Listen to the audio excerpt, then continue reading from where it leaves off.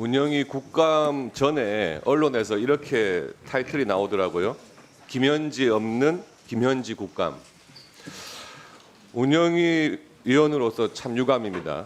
금년 국감이 정말 김현지로 시작해가지고 김현지로 끝나는 것 같습니다.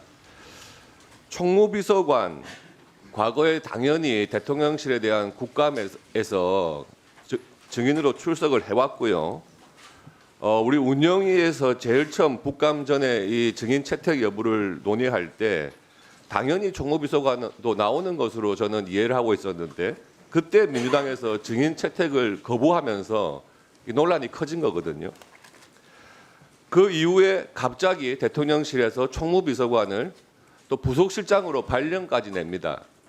아예 총무비서관이 국회에 나왔던 그 관행의 적용 대상에서 빼버리겠다고 한 거죠. 그러면서 논란이 계속 커지고 김현지 부속실장에 대한 과거 의혹까지도 다 언론에 나오면서 이게 더 일이 커진 겁니다.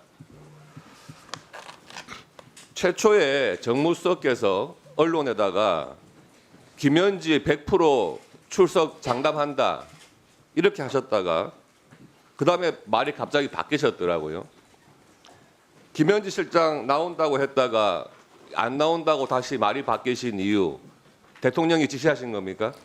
그렇지 않습니다. 총무비서관은 과거에 계속해서 운영에 출석했던 전례가 있어서 출석하는 것으로 저는 그렇게 알고 있었고요. 그러나 총무비서관이 부서실장으로 이동하게 된 것은 국회에 불출석하기 위해서 한 인사가 아니고 김남준 실장을 알겠습니다. 대변인으로 채택 그런 인사가 이미 있었기 때문에 제가 불가피하게 이렇게 된 것이고 사실은 부속실장이라 하더라도 출석 의무가 없지만 수석님, 오전 중이라도 출석을 하려고 이어가겠습니다. 했는데 국회에서 거부된 것으로 알고 있습니다. 처음에는 총무비서관으로서 있으면서 장관 후보자에 대한 인사에 관여한 것이 아니냐 그 정도의 의혹이었습니다. 그런데 이게 갑자기 인사 발령까지 나면서 또 주변 인물들의 말도 바뀌고 그러니까 이게 실세 현지가 아니냐는 의혹이 제기된 거죠. 근데 저는 이런 의혹보다도 이 국감에 불출석하는 그 과정에서 민주당에서 그 김현지 부속실장을 감싸기 위해 가지고 바뀌는 말들, 전 이런 것들이 더 이게 문제가 아닌가 하는 생각이 들거든요. 정무수석님의 말씀도 바뀌었고요. 박지원 의원님, 김현지 똑똑하다. 내가 국정감사장 나가라고 했다. 국회에서 부르면은 나갈 것이다. 방송 나와서 장담했다가요. 하루 만에 다음 날 아침에 김현지 못 나간답니다. 이렇게 말씀이 바뀌셨어요. 저는 이게 다선 국회의원 또 정무수석의 말까지 바꿀 수 있는 사람이 과연 누군가 굉장히 궁금합니다. 저는 말을 바꾼 적이 없고요. 오전 중이라도 오전 시간이라도 출석하는 게 바람직하다고 해서 권유를 했고 또 출석을 하기로 했었습니다. 수석님 질의 안 끝났습니다 아직. 그래서 지금 민주당에서 제안한 게 오전에만 참여했다가 돌아가겠다. 오늘 오전 상황 보시지 않았습니까? 이런 식으로 회의 진행시키면은 오전에 증인으로 나오는 것이 무슨 의미가 있겠습니까?